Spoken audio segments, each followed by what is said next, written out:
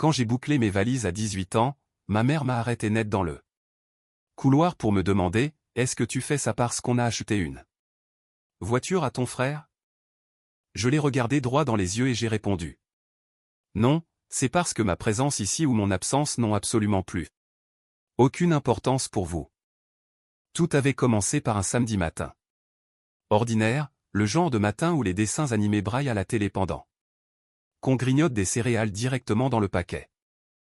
C'est à ce moment-là que papa et maman m'ont demandé de m'asseoir à la table de la cuisine. Ils avaient cette expression de « il faut qu'on parle », celle qui annonce soit une grosse bêtise, soit un truc vraiment bizarre. C'était la deuxième option.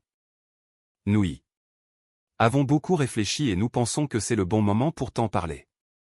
A commencé papa en se raclant la gorge comme s'il allait annoncer qu'on déménageait sur Mars.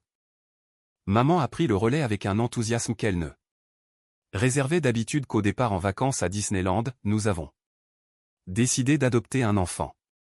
Tu vas avoir un petit frère. Honnêtement, je ne savais pas si je devais sauter de joie ou m'inquiéter. J'avais 8 ans, j'étais fils unique et parfaitement satisfait de ma collection de Lego et de l'attention exclusive de mes parents. Pourquoi on a besoin d'un autre gosse? J'ai demandé sans chercher à cacher ma confusion. Mes parents ont échangé un regard. Un de ces codes secrets d'adulte qui signifie « il comprendra quand il sera grand ». Maman m'a expliqué qu'il y avait beaucoup d'enfants qui avaient besoin d'une famille aimante, que nous avions beaucoup d'amour à donner et que c'était une belle chose de partager notre chance avec quelqu'un qui n'avait rien. Dit comme ça sonnait noble, mais tout ce que je comprenais, c'était que j'allais devoir partager ma chambre, mes jouets et, pire encore, mes parents. 2 mois plus tard, Enzo est arrivé. Il avait 7 ans, 1 an de moins que moi, avec une tignasse de boucles brunes et un sourire timide qui ne montait jamais jusqu'à ses yeux. Il venait d'un parcours difficile, entre foyer de l'ASE et famille d'accueil. Les premiers jours, il était discret comme une souris, marchant sur la pointe des pieds comme s'il craignait de briser le sol. Mais ce calme n'a pas duré. Il a fallu environ une semaine à Enzo pour montrer son vrai visage. Il avait un don, un talent presque génial pour manipuler mes parents. Il pouvait déclencher des larmes ou les arrêter comme on tourne un robinet. Et d'une manière ou d'une autre, il savait toujours exactement quoi dire pour les mettre dans sa poche. Au début, je trouvais ça cool d'avoir un petit frère. J'ai essayé de lui apprendre les ficelles, comment piquer des biscuits en douce, les meilleures cachettes pour le cache-cache, et j'ai même partagé mes BD préférés avec lui. Mais rapidement, j'ai eu l'impression qu'il était le marionnettiste et que nous dansions tous au bout de ses fils. Son premier coup de maître a concerné les cadeaux. Mon anniversaire arrivait et je tannais mes parents depuis des mois pour avoir un nouveau VTT de compétition. Le jour J, pas de vélo. À la place, il y avait une voiture télécommandée ultra sophistiquée pour Enzo. Papa m'a expliqué que comme Enzo n'avait jamais eu de vrais anniversaires ou de cadeaux comme moi, il voulait marquer le coup. Mon cerveau de gamin de 8 ans ne pouvait pas comprendre pourquoi mon propre anniversaire devait servir à rendre Enzo heureux. Et ce n'était que le début. À Noël, le schéma s'est répété. J'ai eu des pulls et des bouquins, tandis qu'Enzo a reçu la toute dernière console de jeu. Je me rappelle avoir fixé le sapin avec une boule au ventre, pendant qu'Enzo déballait ses cadeaux avec une joie insolente. Quand j'ai demandé pourquoi le Père Noël le privilégiait, maman a ressorti la carte du « il a eu une vie tellement dure ». Au fil des années, ce favoritisme est devenu flagrant. Enzo était un expert pour jouer les victimes et mes parents gobaient tout. Si quelque chose n'allait pas, c'était forcément ma faute et Enzo était là. Pauvre âme blessée. Le pire, c'est qu'il savait exactement ce qu'il faisait.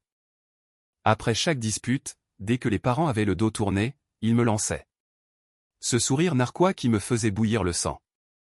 Ce n'était pas seulement à la maison Quand on sortait, tout tournait autour des envies d'Enzo.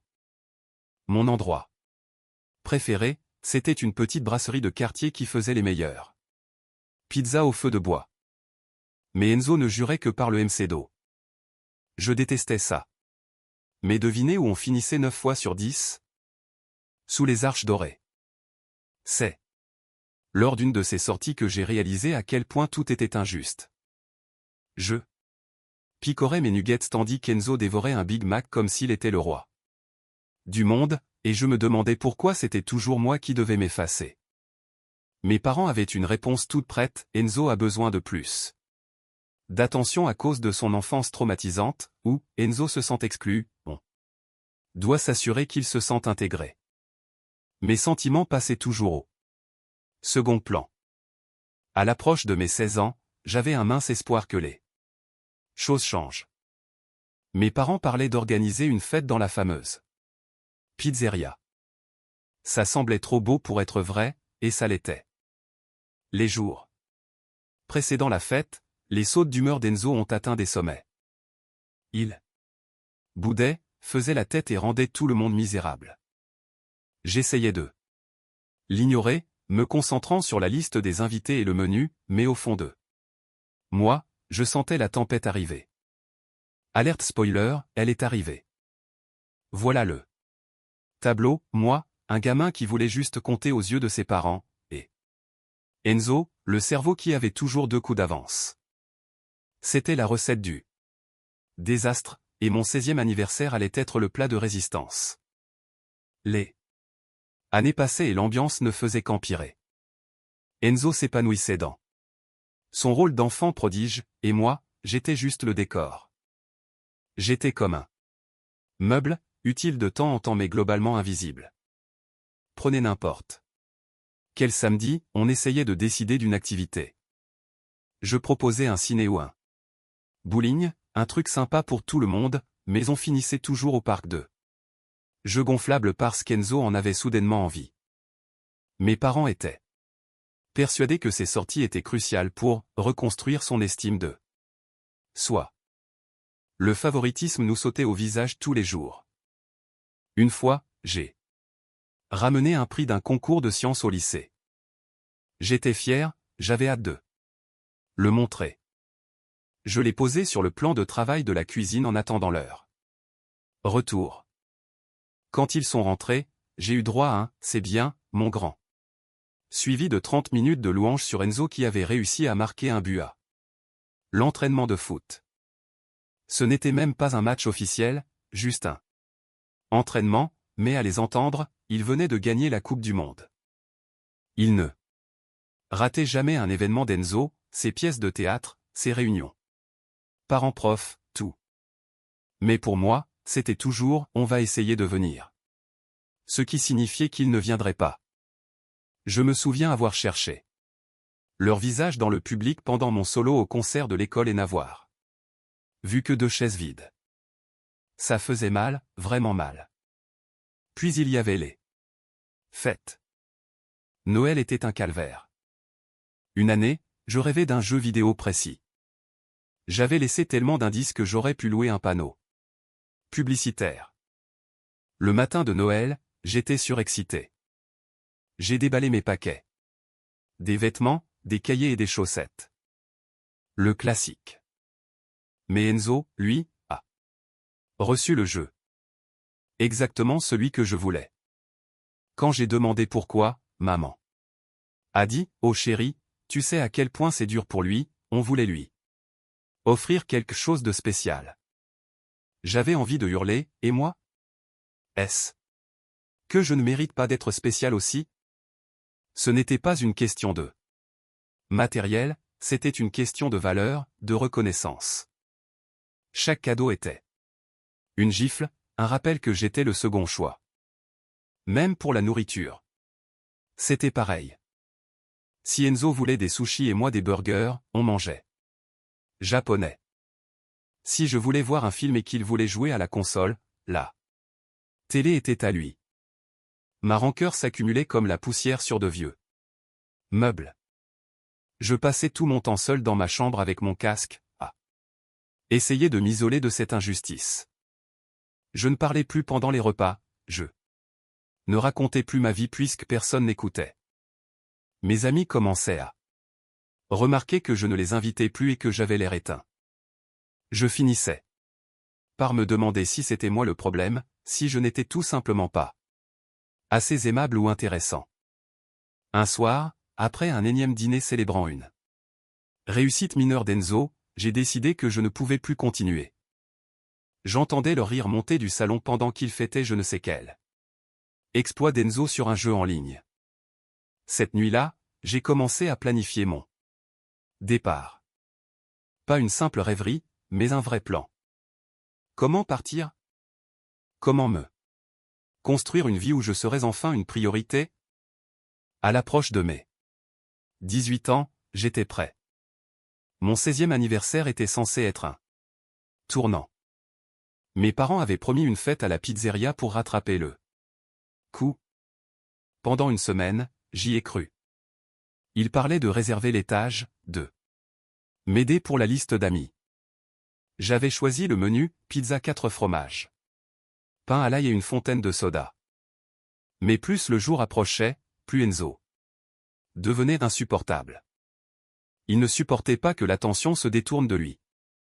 Le jour de ma fête, la maison était en effervescence, mais pas pour moi. Tout tournait autour de la préparation d'Enzo qui avait décidé au dernier moment de venir alors qu'il détestait cet endroit.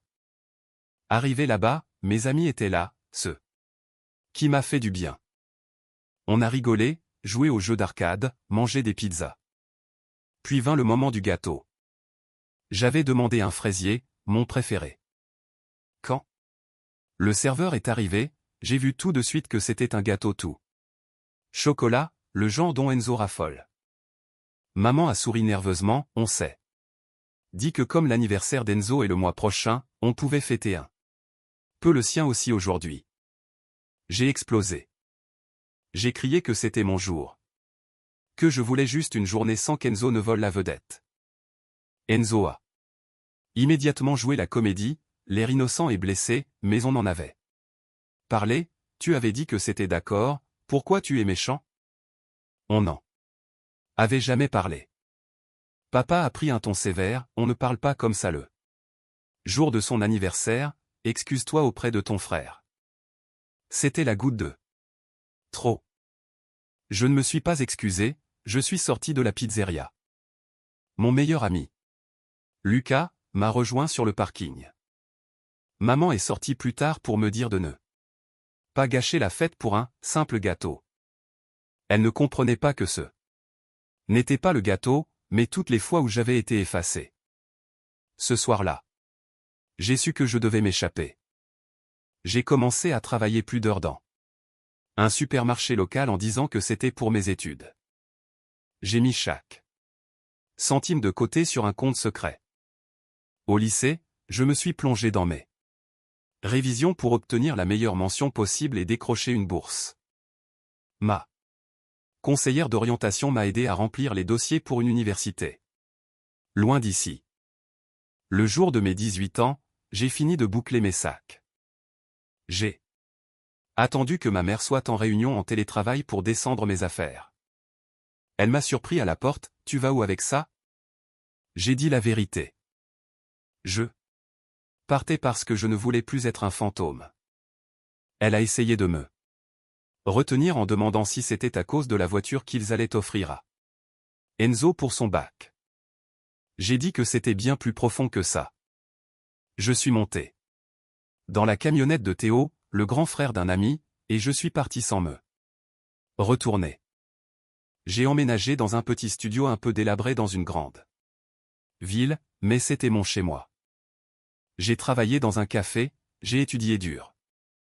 C'était parfois difficile, j'avais des moments de doute, mais je me sentais enfin vivre. J'ai coupé les ponts, bloqué leurs numéros. 5 ans plus tard, je m'apprêtais à obtenir mon diplôme d'ingénieur en tête de promotion avec d'excellentes offres d'emploi. Un jour, un numéro inconnu m'a appelé. C'était ma mère. Elle pleurait, disait qu'elle m'avait cherché partout. Avec le temps. J'étais devenu plus serein, alors j'ai accepté de les voir, mais dans un lieu public, ma pizzeria préférée d'autrefois. Ils sont venus avec papa. La conversation tournait en rond jusqu'à ce que je demande des excuses. Ils ont eu un air absent, des excuses pourquoi? C'est toi qui devrais t'excuser d'être parti sans un mot. Puis est venue la vraie raison de leur appel. Enzo voulait une voiture de luxe pour ses 20 ans, il l'avait achetée à crédit et était maintenant criblé de dettes. Il me demandait de l'argent pour éponger les dettes de leur fils chéri. À l'université, je m'étais fait beaucoup de contacts, dont un gars un peu louche qui fabriquait de la fausse monnaie de haute qualité pour le cinéma. J'ai dit à mes parents que j'allais leur envoyer du liquide par colis pour les aider, ce qui serait mon geste d'excuse. Ils m'ont serré dans leurs bras, ravis. La semaine suivante, je leur ai envoyé plusieurs milliers d'euros en faux billets. J'avais deviné ce qu'ils feraient. Ils ont tout donné à Enzo, qui s'est empressé d'aller flamber cet argent dans un casino. Sauf que les casinos ne rigolent pas avec la fausse monnaie. Enzo s'est fait arrêter sur le champ et il a fini en garde à vue, puis en prison pour usage de faux en bande organisée. J'ai de nouveau bloqué mes parents. Aujourd'hui, je profite d'un week-end spa de luxe avec ma petite amie. Lui est derrière les barreaux, moi je suis dans un bain à remous. C'est le bonheur total.